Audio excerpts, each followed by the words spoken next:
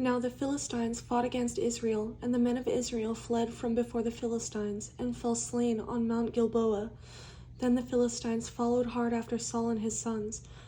And the Philistines killed Jonathan, Abinadab, and Malchishua, Saul's sons. The battle became fierce against Saul.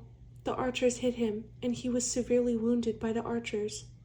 Then Saul said to his armor-bearer, "Draw your sword and thrust me through with it, lest these uncircumcised men come and thrust me through and abuse me." But his armor-bearer would not, for he was greatly afraid. Therefore Saul took a sword and fell on it. And when his armor-bearer saw that Saul was dead, he also fell on his sword and died with him. So Saul, his 3 sons, his armor-bearer, and all his men died together that same day. And when the men of Israel who were on the other side of the valley, and those who were on the other side of the Jordan, saw that the men of Israel had fled, and that Saul and his sons were dead, they forsook the cities and fled, and the Philistines came and dwelt in them.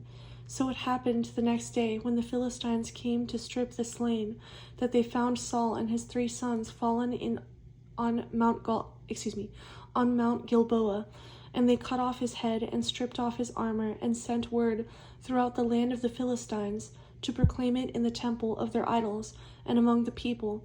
Then they put his armor in the temple of the Ashtoreths, and they fastened his body to the wall of Beth-shan.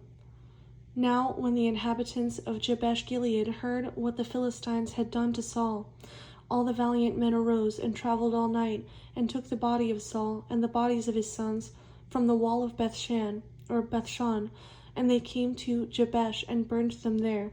Then they took their bones and buried them under the tamarisk tree at Jabesh, and fasted 7 days.